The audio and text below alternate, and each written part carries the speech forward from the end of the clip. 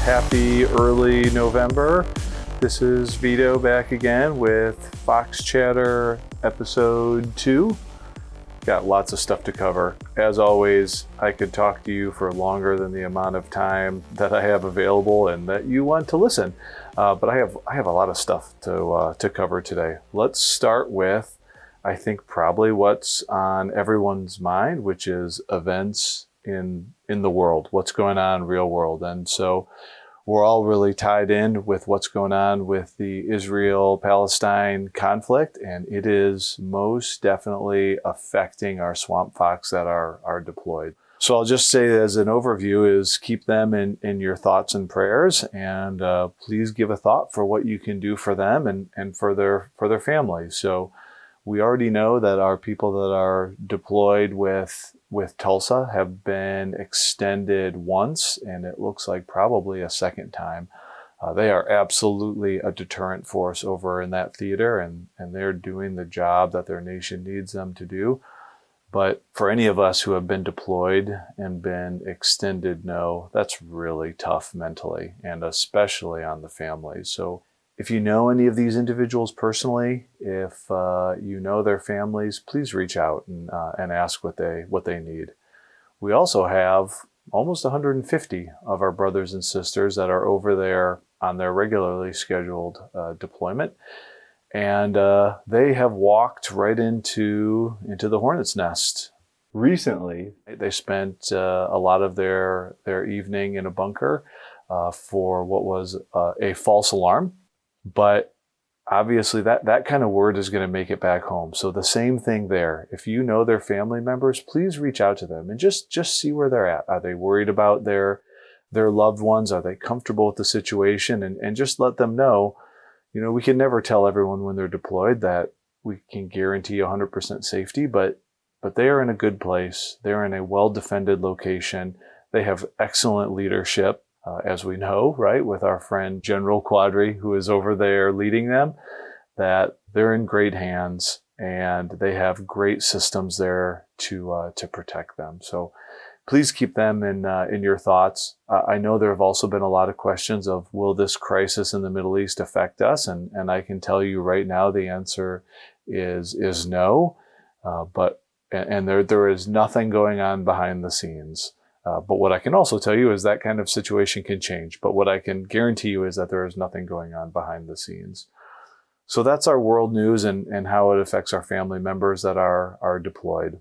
And that's probably the biggest thing that should be on all of our minds, because it's what we joined into the service to do.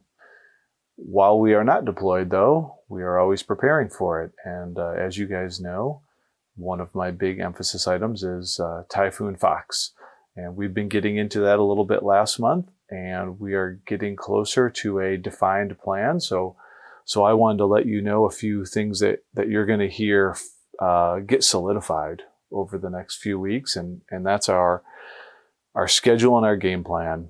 And we are close to having a schedule. We are looking at a super drill. We will have a super drill in March. And with that super drill, we are going to do our first ACE training / exercise. So you can look forward to that and some regimented and documented training leading up to it. And it's going to be, like I talked about, a slow walk and then into a jog and then into a run as we learn our way around this.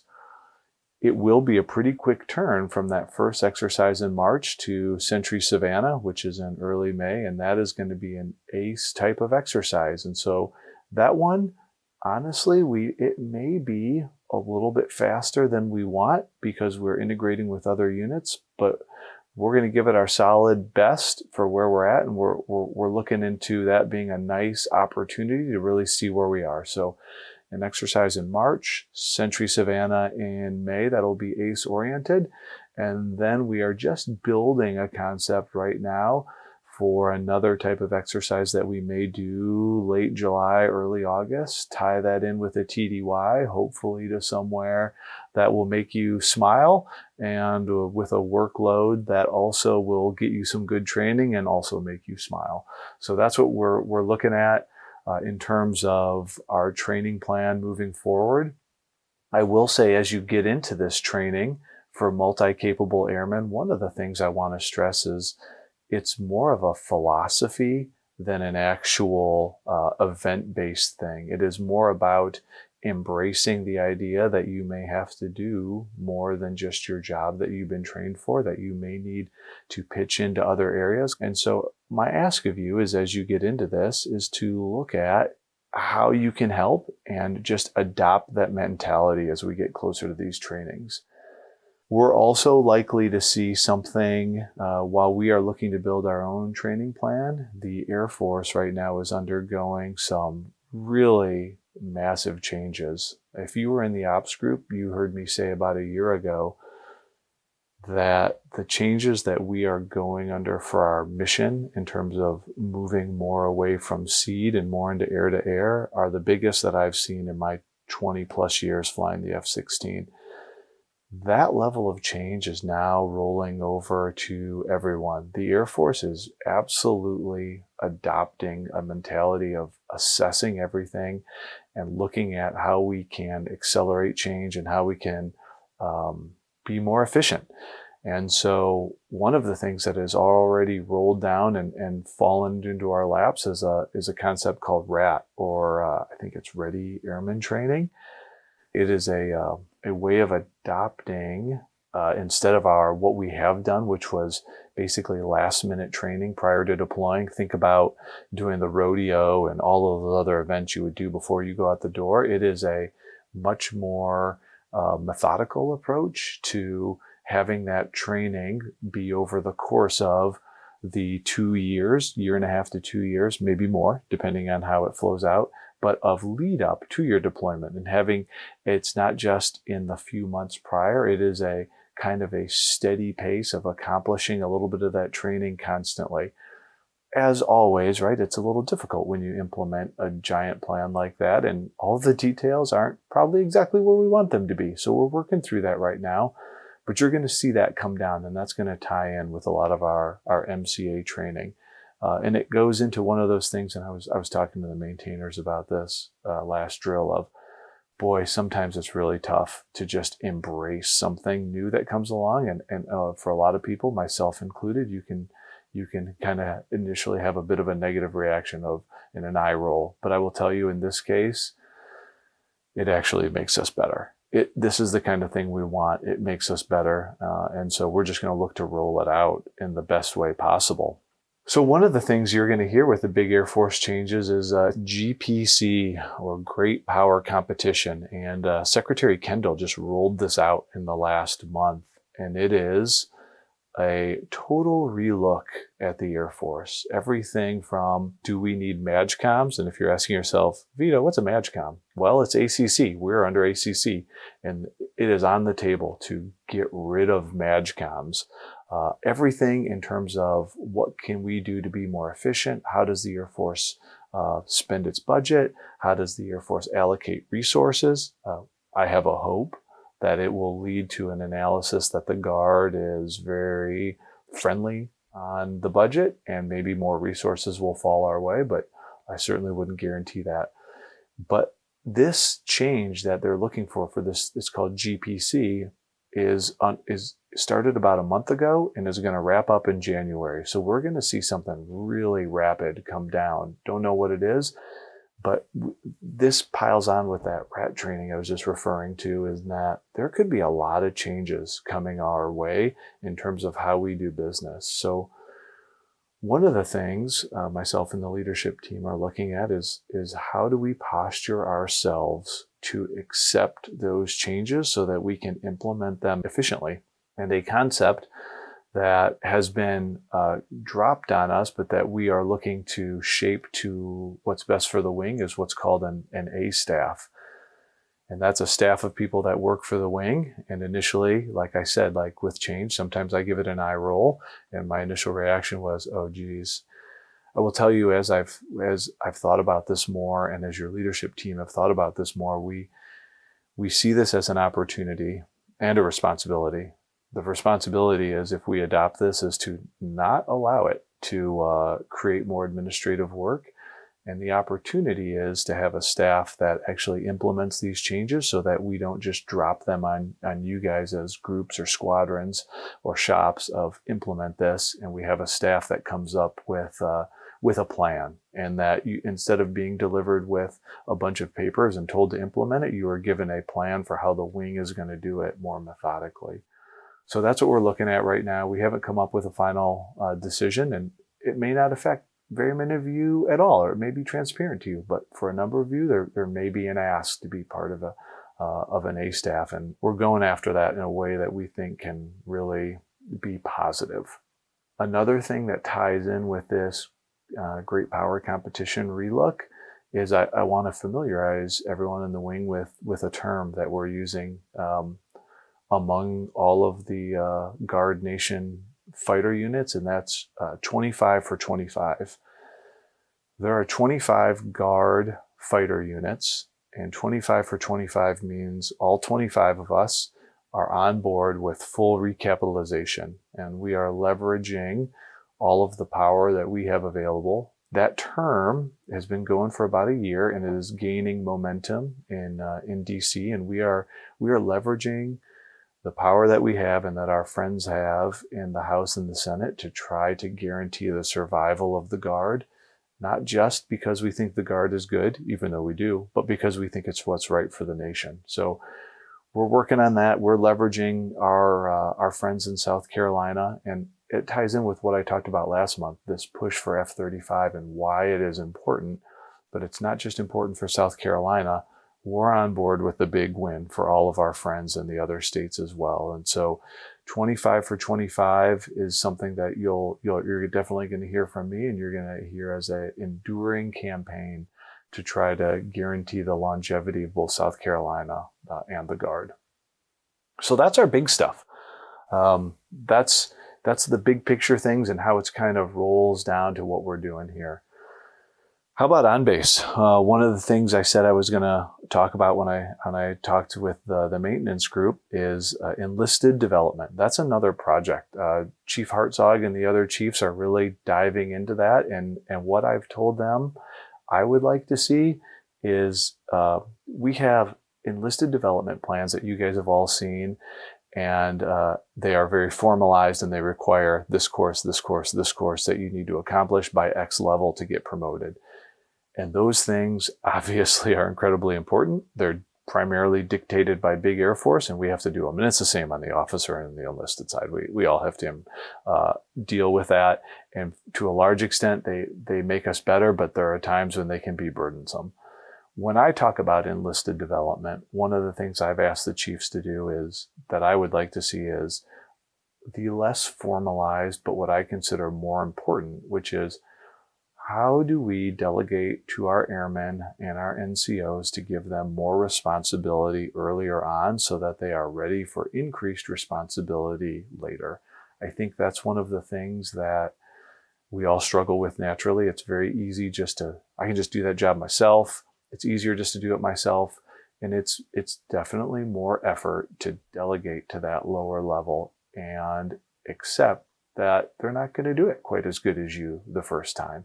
But it's what we need to do to grow our airmen. And so what I've asked the chiefs to do is come up with a plan with some specifics of what do we need an airman doing? Where do we want them focusing on their skills? And then when do we start feathering in leadership opportunities at what time and at what level? And then how do we develop that so that as you get to a senior airman, a staff sergeant, and a tech sergeant, that we are growing that level of responsibility and give some good examples of how things should be delegated and what we want them leading at so that we can develop them. I think too frequently we find ourselves, and I've been this way in my career too, where you get promoted or you get an increased set of responsibility and you're ready to embrace it, but you don't know what you don't know, and it can be a bit of a struggle, and you wish you would have learned more earlier. We're working on that. There's a document in draft format right now that's going through revisions as we work back and forth. But you're going to see that coming your way soon with a little bit more emphasis on that. And that's something that's really important to me. We develop people and we give them that opportunity earlier on. Other things we're working on base right now is administratively, we are looking to help units with technicians. We know a lot of people would prefer to be AGRs. We don't have that opportunity, so we want to make technician opportunities better. We have money that we haven't fully tapped into, and so you should see coming soon, hopefully, some occupational rate raises. So we're trying to get our technicians more money, and we are striving to identify a lot of occupational specialties for 10% raises. And so that's a way that we are looking after to make technician more comparable to AGR and make it a better deal. We're also looking to hire some additional tech in-defs into various shops so that we can bolster full-time manning, and we're accepting some risk. Usually we have money left over at the end of the year that we'll use for various things in the technician budget, and we are looking to actually cut that amount of money down by hiring more steady jobs full-time, so that and I think that's going to make people able to get after some additional tasks. So really getting after that. While we're speaking of pay, my personal frustration continues with DFAS. I just want you to know, even though I don't know that I'm going to be able to fix this, actually there's almost no chance I'm going to be able to fix this, but I want you to know that I'm getting after it, and I'm trying some new techniques. I'm working outside the organization to try to find some people to talk to that can help us out, because I'm really frustrated with the pay challenges that all of you are either going through or will go through or have gone through. And I just want you to know, I might not win, but I'm going to try really hard. Other stuff we have going on is, please, if you have overdue OPRs or EPRs, we have until November 15th. And I have been pushing this, and commanders have been pushing this, but ultimately only supervisors and the individuals who have overdue OPRs and EPRs can get those done. If you don't get them done and submitted by November 15th, it gets ugly. We have to submit paperwork for having a gap. The driver for this is the new system going to my evals, and we have to close out everything else. So if you know, and you're the only one who knows, whether you have OPRs or EPRs overdue, talk to your supervisor, get them done. They must be submitted by November 15th. Okay, that leads me to a few cats and dogs. Survey. Please accomplish the survey. It's my understanding, I can't take the survey, so I don't know this for a fact. I haven't seen it firsthand, but it's my understanding that you get an email about once a week until you take it. Please knock that out. We want to get better from that survey. Thank yous. This is another great opportunity I have, is just to recognize a few people in front of everyone who's listening. I want to thank first of all, the deployment team who got people out the door. So, the PDF team did an outstanding job. Thank you for that. The LGX team that did all the orders processing, especially so many frustrations with them being late as we got to the XAB. So Lieutenant Byrd, Master Sergeant Franklin, Master Sergeant McCoy, thank you very much. Great job. Also going on, and this happened in the background, which is why I want to highlight it, is the Med Group sent a small team to Colombia to help the Colombians with some medical assistance, and that was Major Sarah Woody, Major Josh Davis, and Master Sergeant Anna Peak were the home run hitters on that. Thank you for doing that. And then our Typhoon Fox team continues to do a great job. It's so much effort to dig into all these taskings and parse them out. So Lieutenant Ray White and Lieutenant Colonel Nightmare Blevins are leading that effort. Thank you. And then all the other POCs within the units have been doing outstanding maintenance. I would say especially Major Bennett and his team. They have probably the lion's share of work. Sergeant Cooley, Sergeant DeMarco, awesome job there. And then finally, the last thing I have is from the comment box. We had a question that came in, and that was, hey Vito, it is really difficult for childcare when we're working on base. Is there anything we can do to get childcare on base? And that is a great and complicated question. And the short answer is there's nothing we can do in the short term. The long answer is it would need to be a push probably from NAUGUS, the National Guard Association. Think of getting something like a child development center would be akin to things like TRICARE for All and TRICARE for Our Family as a big deal thing that cost a lot of money. I actually put a lot of thought into this on several drives, like how could we do this? How could we make it better? Is there a way to do it without constructing a child development center? I did a little bit of looking into it, talking to people, and it would really require a lot of money. You need a facility. You need not just people that are on the outside that can manage it, but if you're going to do it on a military installation, you have to have certifications. There's a lot of rules for it. So we would need money to hire the right people, get them the certifications, and fall in line with the big Air Force child development centers. And so it is not an easy fix. So I'll just say up front, thank you to everyone who goes through that and tries to work to get childcare. One of the things I will do, because I see it's an interest item and I can recognize that if one person says it, it's the interest item of a lot of people, is I will push it up to our Naugus people and see if there is a national push for it. My guess would be they are consumed with the larger things such as healthcare for everyone, but this could be something that gains momentum down the road. I just don't have a short-term answer for you. If there are some things that you think I can do more specifically to help get you more access at Shaw or Fort Jackson, and you can share some stories about how that's been a struggle, I would be happy to pitch into that. I just don't have a great answer here at McIntyre. And so I'm sorry I don't have a better answer, but I'm happy to help with anything else I can. So please push up any specific challenges that you have or any other ideas that you think can help. That's all I have for this month. Thanks again for listening, and thanks again for your service. I will see you around at November Drill.